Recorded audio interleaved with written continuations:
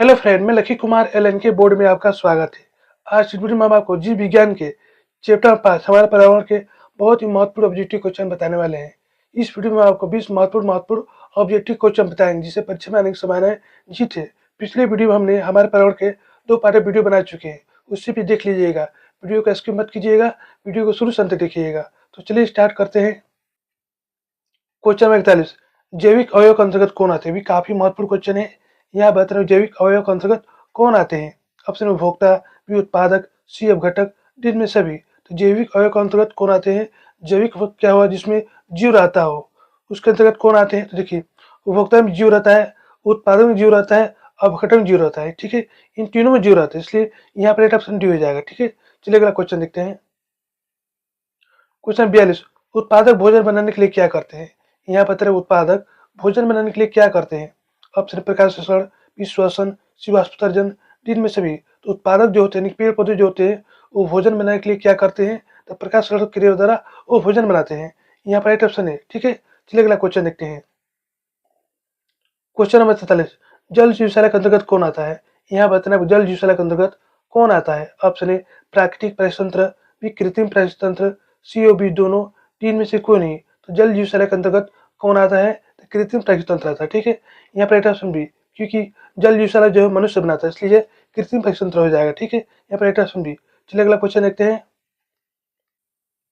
Question number 44, अजैव अवयव के अंतर्गत कौन आते हैं? यहाँ बताना अजैव अवयव के अंतर्गत कौन आते हैं? ऑप्शन भौतिक वातावरण, बी पोषण, सी जलवायु, डी इनमें सभी। तो अजैव अवयव के अंतर्गत कौन आते हैं? अजैव मतलब क्या हो? जिसमें जीवन नहीं हो, उसे अजैव अवयव कहते हैं। जैसे भौतिक वातावरण, पोषण, जलवायु, इसमें क्या होता है? इसमें जीव नहीं रहता। ठीक है, यहाँ पर ऑप्शन डी। चलिए अगला क्वेश्चन देखते हैं। क्वेश्चन 45, प्रकाश संश्लेषण के समय CO2 के साथ कौन सी विक्रिया होती है? यहाँ बताना है आपको प्रकाश संश्लेषण समय CO2 के साथ कौन सी विक्रिया होती है?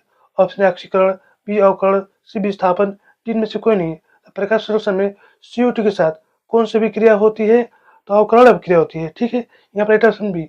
चलिए अगला क्वेश्चन देखते हैं। क्वेश्चन 46, सूर्य की विकिरण ऊर्जा का ग्रहण कौन करता है? यहाँ पर सूर्य की विकिरण ऊर्जा का ग्रहण कौन करता है? ऑप्शन ए अपघटक, बी उपभोक्ता, सी उत्पादक, इनमें से कोई नहीं। तो सूर्य की विकिरण ऊर्जा को कौन ग्रहण करता है? तो उत्पादक जो होते हैं, कि हरे पेड़ पौधे जो होते हैं, वो क्या करते हैं? सूर्य की विकिरण ऊर्जा को ग्रहण करते हैं भोजन बनाने के लिए। ठीक है, यहाँ पर ऑप्शन सी। चलिए अगला क्वेश्चन देखते हैं। क्वेश्चन नंबर 47, निम्न से मृतजीवी अपमार्जक कहलाते हैं? यहाँ पर निम्न से मृतजीवी अपमार्जक किसे कहते हैं? ऑप्शन लोमड़ी, बी गिद्ध, सी चील, डी में सभी। तो निम्न से मृतजीवी या अपमार्जक कौन है? मृतजीवी किसे कहते हैं? जो सड़े गले या मरे चीजों को खाता है, उसे हम क्या कहते हैं? मृतजीवी कहते हैं। जैसे हो गया लोमड़ी, गिद्ध, चील, ये सभी क्या है? ये मरे हुए जीव को खाते हैं। ठीक है, यहाँ पर ऑप्शन डी। चलिए अगला क्वेश्चन देखते हैं। क्वेश्चन 48, निम्न से कौन सबसे ज्यादा प्रकाश संश्लेषी उत्पाद बनाता है? यहाँ बताना निम्न से कौन सबसे ज्यादा प्रकाश संश्लेषी उत्पाद बनाता है? ऑप्शन स्थलीय पौधे, बी जलीय पौधे, सी मशरूम पौधे, जिनमें सभी। तो निम्न से कौन सबसे ज्यादा प्रकाश संश्लेषी उत्पाद बनाता है? तो जलीय पौधे जो होते हैं सबसे ज्यादा प्रकाश संश्लेषी उत्पाद बनाते हैं। ठीक है, यहाँ पर ऑप्शन बी। चलिए अगला क्वेश्चन देखते हैं। क्वेश्चन 49, निम्नलिखित में से कौन उत्पादक है? यहाँ बताना आपको निम्नलिखित में से कौन उत्पादक है? ऑप्शन सर्प, बी मेढक, सी ग्रासहोपर, डी घास। निम्नलिखित में से कौन उत्पादक है? उत्पादक किसे कहते हैं? जो अपना भोजन स्वयं बनाते हैं उसे उत्पादक कहते हैं। जैसे हरे पेड़ पौधे, घास, ये सभी क्या उत्पादक है। ठीक है, यहाँ पर ऑप्शन डी। चलिए अगला क्वेश्चन देखते हैं। क्वेश्चन 50, जलीय प्रतंत्र में उत्पादक रूप में मुख्यतः होते हैं? यहाँ बताना आपको जलीय प्रतंत्र में उत्पादक रूप में मुख्यतः कौन होते हैं? ऑप्शन शैवाल, बी घास, सी हरे पौधे, जिनमें सभी। तो जलीय प्रतंत्र में उत्पादक रूप में मुख्यतः कौन होते हैं? तो शैवाल होते हैं। ठीक है, यहाँ पर ऑप्शन है। शैवाल जो होता है जल में पनपता है, इसलिए ये जलीय प्रतंत्र हो गया। ठीक है, जबकि घास जो होता है ये मैदानी भाग होता है, ये मैदानी भागों का प्रतंत्र हो गया घास। ठीक है, चलिए अगला क्वेश्चन देखते हैं। क्वेश्चन नंबर 51, मनुष्य एवं तिलचट्टा निम्नलिखित में से किस श्रेणी के जंतु हैं? यहाँ बताना मनुष्य एवं तिलचट्टा निम्नलिखित में से किस श्रेणी के जंतु हैं? ऑप्शन शाकाहारी, बी मांसाहारी, सी मिर्चजीवी, डी सर्वाहारी।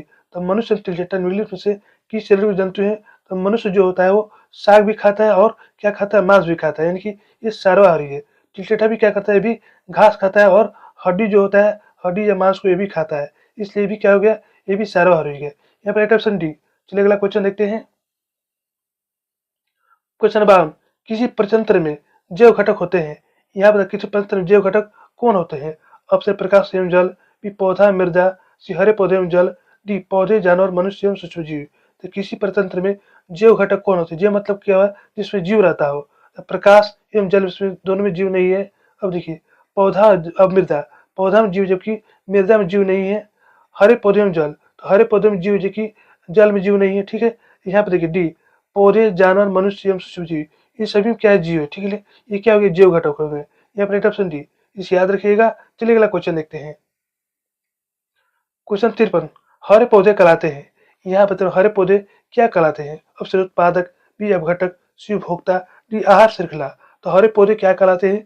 तो हरे पौधे जो होते हैं उत्पादक कहलाते हैं। ये अपना भोजन स्वयं बनाते हैं, इसलिए उत्पादक होते हैं। ठीक है, यहाँ पर राइट ऑप्शन है। चलिए अगला क्वेश्चन देखते हैं। क्वेश्चन 54, प्राथमिक उपभोक्ता क्या कहलाते हैं? यहाँ बताना प्राथमिक उपभोक्ता क्या कहलाते हैं? ऑप्शन शाकाहारी, बी मांसाहारी, सी सर्वाहारी, डी अपघटक। तो प्राथमिक उपभोक्ता क्या कहलाते हैं? तो प्राथमिक उपभोक्ता शाकाहारी कहलाते हैं। यहाँ पर राइट ऑप्शन है। इसके अंतर्गत कौन आते हैं? हिरन, टिड्डा, ये सभी क्या है? प्राथमिक उपभोक्ता है। ठीक है, चलिए अगला क्वेश्चन देखते हैं। क्वेश्चन नंबर 55, किसी जीव के आसपास जीव और अजीव कारक जो उसे प्रभावित करते हैं क्या कहलाते हैं? यहाँ बताना किसी जीव के आसपास जीव और अजीव कारक जो उसे प्रभावित करते हैं क्या कहलाते हैं? ऑप्शन है पर्यावरण या वातावरण, बी संसार, सी वायुमंडल, डी में से कोई नहीं। तो किसी जीव के आसपास जीव और अजीव कारक जो उसे प्रभावित करते हैं क्या कहलाते हैं? तो पर्यावरण या वातावरण कहलाते हैं। ठीक है, यहाँ पर राइट ऑप्शन है। चलिए अगला क्वेश्चन देखते हैं। क्वेश्चन 56, कौन सा पदार्थ का अपघटन पर्यावरण में नहीं हो सकता है? यहाँ बताना कौन सा पदार्थ का अपघटन पर्यावरण में नहीं हो सकता है? ऑप्शन है प्लास्टिक, बी सूखे पत्ते, सी मृतजीवी, डी भोजन। तो कौन सा पदार्थ का अपघटन पर्यावरण में नहीं हो सकता है? तो प्लास्टिक का। यहाँ पर राइट ऑप्शन है। इसका अपघटक जो है पर्यावरण में नहीं हो सकता, जबकि सूखे पत्ते, मृतजीवी, भोजन ये सभी क्या है? अपघटित हो जाते हैं, यानी कि सड़ गल जाते हैं, जबकि प्लास्टिक जो होता है ये सड़ता गलता नहीं है। ठीक है, यहाँ पर राइट ऑप्शन है। चलिए अगला क्वेश्चन देखते हैं। क्वेश्चन 57, परिस्थिति तंत्र में जैव घटकों में जीवाणु एवं कवकों को कहते हैं। यहाँ बताना आपको परिस्थिति तंत्र में जैव घटकों में जीवाणु एवं कवकों को क्या कहते हैं?